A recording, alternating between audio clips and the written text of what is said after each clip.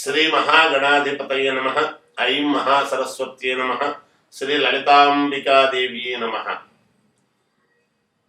రాశి ఫలాల కార్యక్రమంలో భాగంగా 12 రాసుల వాళ్లకు ఈ ఫిబ్రవరి మాసమంతా కూడా ఎలా ఉంటుంది అనేటువంటి దాంట్లో భాగంగా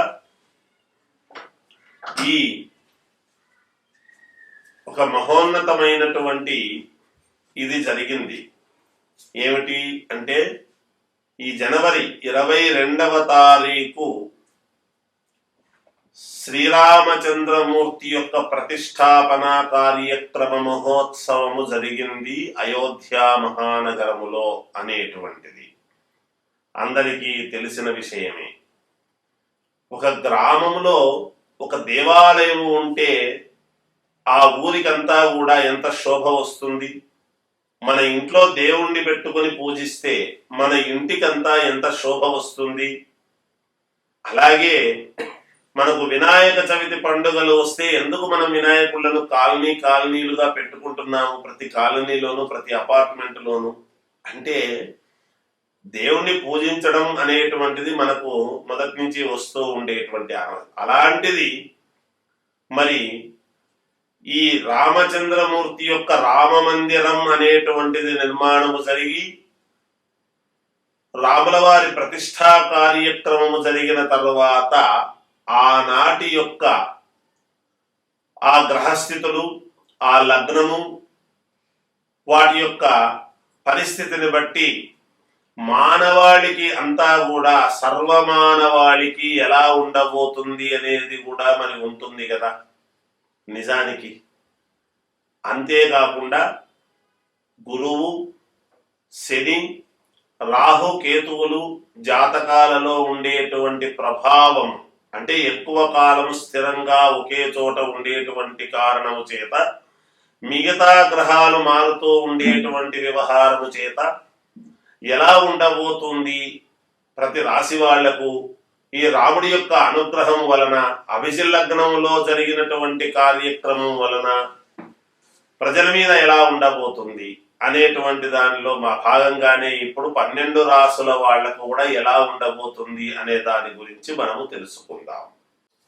మీనరాశి వాళ్లకు ఈ ఫిబ్రవరి నెలంతా కూడా ఎలా ఉంటుంది అంటే చిన్నపాటి మిశ్రమ ఫలితాలు గోచరిస్తున్నప్పటికీ, కొన్ని పనులు అడ్డంకులై మీకు ఇబ్బందిగా ఉన్నప్పటికీ, బంధువుల దగ్గర అయినపోయిన వాళ్ళ దగ్గర కొన్ని పుణ్య కార్యక్రమాలు జరుగుతూ ఉంటే పాల్గొనాలి అనేటువంటి తపనతో ఉంటూ కొన్ని ఇబ్బందులను ఎదుర్కొంటూ తప్పకుండా విజయము వైపు మీ అడుగులు అనేటువంటిది వేసేదానికి మీరు ప్రయత్నాలు చేస్తారు.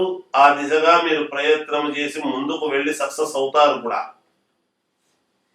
ఏలినాటి శని ప్రభావము చేత విపరీతమైనటువంటి తిరుగుడు అది ఉంటుంది. శారీరకమైనటువంటి శ్రమ కూడా ఉంటుంది.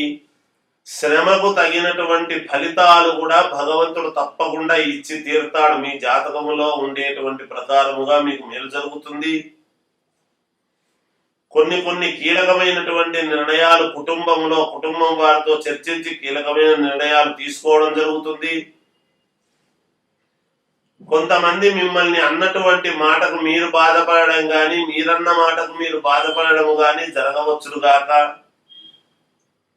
నాకు ఈ పని కాలేదే అనేటువంటి ఆలోచన ఉండదు. ఏలినాటి శని ప్రభావము ఉన్నప్పటికీ అన్ని పనులు కొంచెం ఒకరోజు అటు ఇటు జరుగుతుంటాయి కాక, ఎవరికి ఎలాంటి ఇబ్బంది కలగకుండా జీవితాన్ని గడుపుతూ ఉంటారు. మీరు మీ వలన నలుగురికి ఆదర్శవంతంగా ఉండాలి అనేటువంటి భావనతో మీరు ముందుకు వెళుతున్నారు. విద్యార్థులకు చాలా అనుకూలంగా ఉన్నది. వ్యాపారం చేసుకునేటువంటి వాళ్లకు వ్యాపార దృక్పథముతోనే నలుగురిని కలిసి కొన్ని ఒప్పందాలు చేసుకుని దానికి తదనుగుణంగా ముందుకు వెళుతూ ఉంటారు.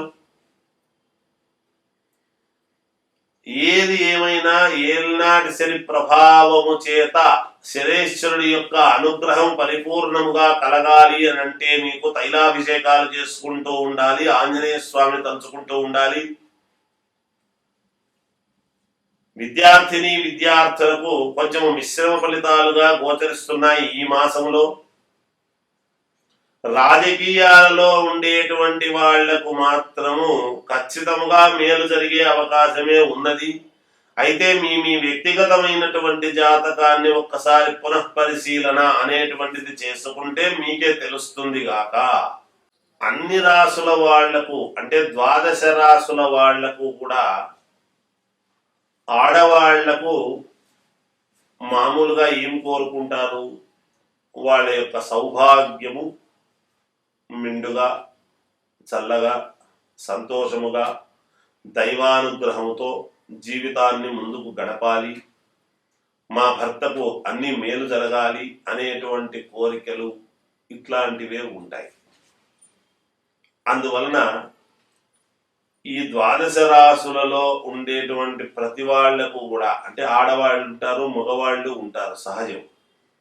పరిహారాలు అనేటువంటివి కొన్ని ఉంటాయి. అవి పరిహారాలు అంటే దేనికి పరిహారాలు? పరిహారాలు అనడము కంటే మీకు కావాల్సినటువంటి కోరికలు నెరవేర్చుకోవటానికి అనేటువంటి మాట మేలు. మామూలుగా ఈ ఫిబ్రవరి మాసములో మాత్రమే నేను చెబుతున్నాను, ఈ మాసానికి మాత్రమే.